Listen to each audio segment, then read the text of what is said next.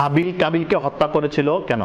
হযরত আদম আলাইহিসসালামের দুই পুত্র হাবিল এবং কাবিল একে অপরকে, অর্থাৎ কাবিল হাবিলকে যে হত্যা করেছিল, এই ঘটনা পবিত্র কোরআনের সূরা মায়েদার ২৭ থেকে ৩১ নং আয়াতে বর্ণিত হয়েছে।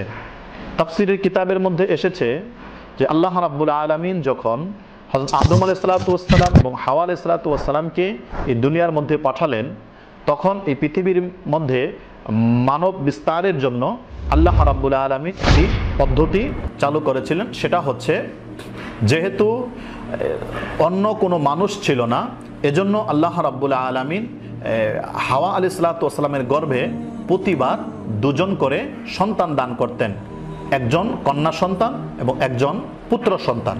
এবং এ ব্যাপারে নির্দেশনা দিয়েছিলেন যে একবার যে দুইজন সন্তান আসবে এরাই আপন ভাই বোন হিসেবে সাব্যস্ত হবে এবং এদের মধ্যে বিবাহ বন্ধন জায়েজ হবে না।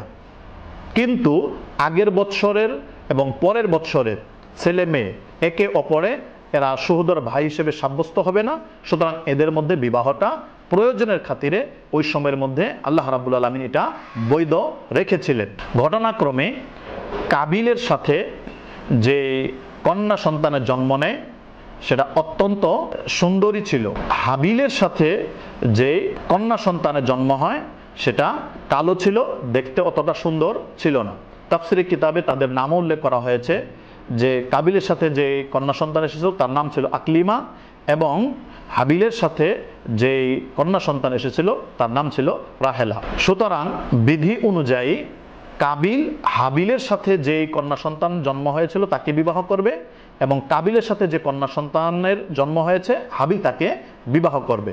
কিন্তু এই শারীরিক সৌন্দর্যতার দিকে লক্ষ্য করে কাবিল এটা মানতে নারাজ হলো এবং সে বলল যে আমার সাথে যে জন্ম হয়েছে আমি তাকেই বিবাহ করব। হযরত আদম আলাইহিসসালাম বললেন যে এটা তো নিষিদ্ধ, আল্লাহ রাব্বুল আলামিনের পক্ষ থেকে এটা বারণ করা হয়েছে, কিন্তু তিনি সেটা মানলেন না।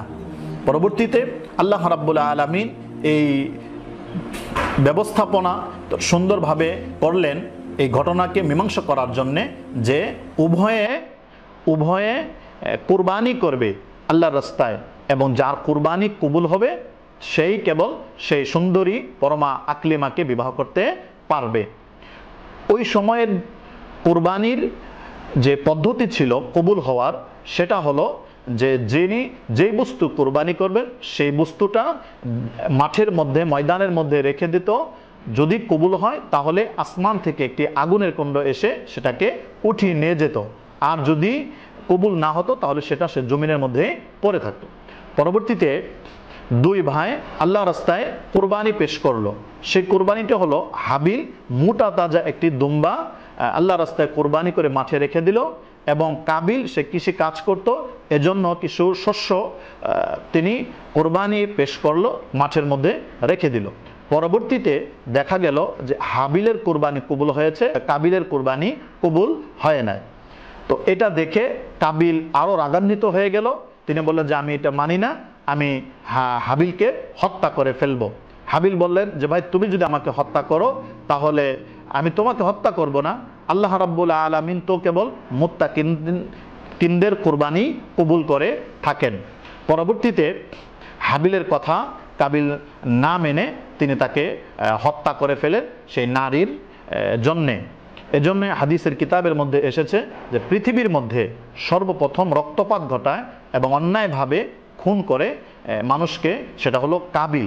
এজন্য কিয়ামতের আগ পর্যন্ত অন্যায়ভাবে যে যাকে হত্যা করবে এই হত্যার একটি গুনাহ সেই কাবিলের আমল নামাতে যাবে। পরবর্তীতে কাবিল যখন মাঠের মধ্যে হাবিলকে হত্যা করলো, হত্যা করার পরে এবার লাশ কি করবে, এটার ক্ষেত্রে যেহেতু সে পৃথিবীর মধ্যে প্রথম লাশ, এটা হাবিলের লাশ, কিভাবে কবরস্থ করা হয় এটা তার পদ্ধতি জানা ছিল না, এজন্য তিনি পেরেশানিতে পড়ে যায়। কোরআনুল কারীমের মধ্যে বর্ণিত যে আল্লাহ রাব্বুল আলামিন তখন দুটি কাককে সেখানে প্রেরণ করেন। একটি কাক আরেকটি কাকের সাথে এরকমভাবে ঝগড়ায় লিপ্ত হয়ে একটি কাক আরেকটি কাককে হত্যা করে ফেলে।